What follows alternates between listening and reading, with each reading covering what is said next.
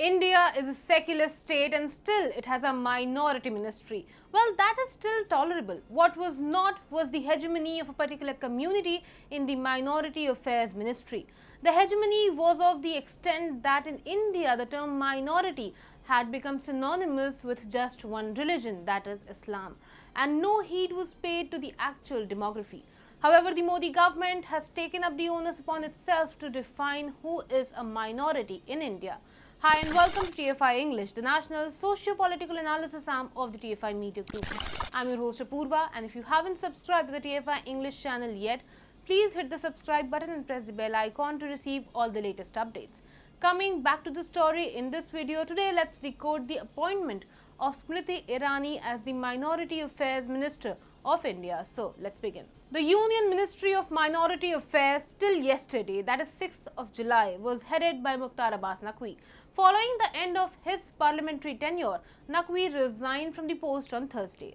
Post his resignation, the additional charge of the Minority Ministry was handed over to Union Women and Child Development Minister Smriti Irani. While the complete focus of the established renowned media outlets is on Naqvi's resignation, as post his resignation there will be no Muslim minister in the Narendra Modi cabinet and among the BJP's 395 members of parliament. Today I here want to shift the focus on the subtle hint dropped by the Modi government by choosing Irani.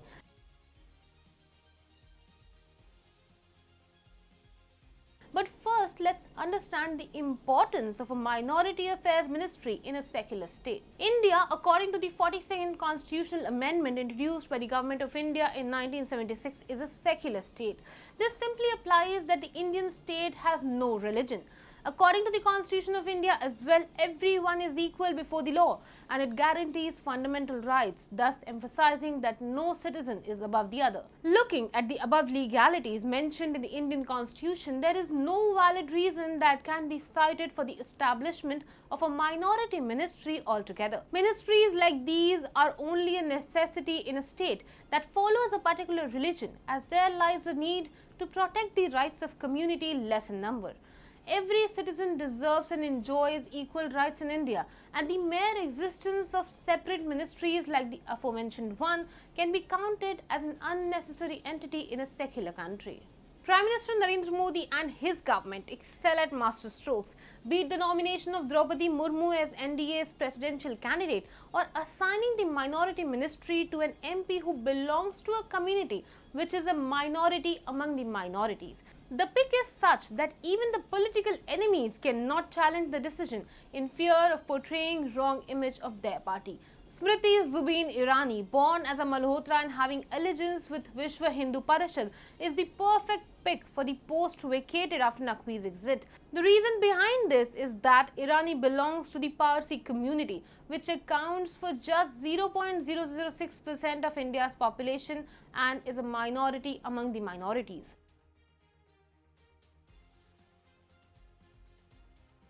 The pro-Hindutva leader who wears her identity on her sleeves and calls for Hanuman Chalisa during her parliamentary speech. हजरत साहब का नाम मेरे नाम मुंह से सुनना चाहते हैं तो मैं भी हनुमान चालीसा आपके मुंह से सुनना चाहूंगी साहब. Will now be heading the Waqf Council of India as the Union Minister in charge of the Minority Affairs becomes the ex officio chairperson of the council.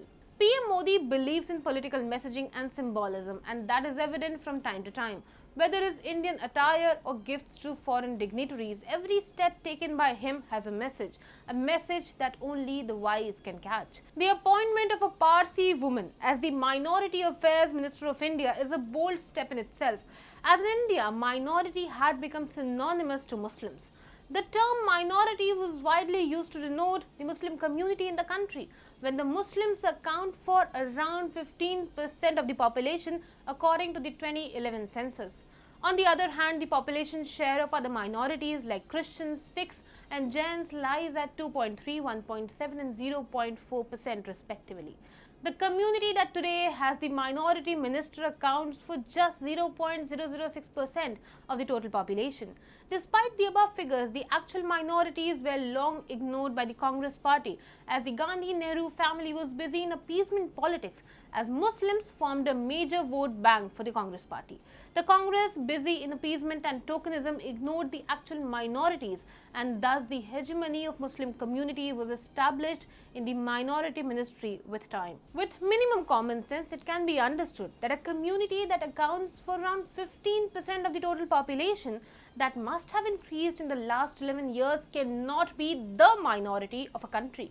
Adding to that, the constitution also conceives minority as an open category to protect the interests of various religious, linguistic and culturally distinctive groups.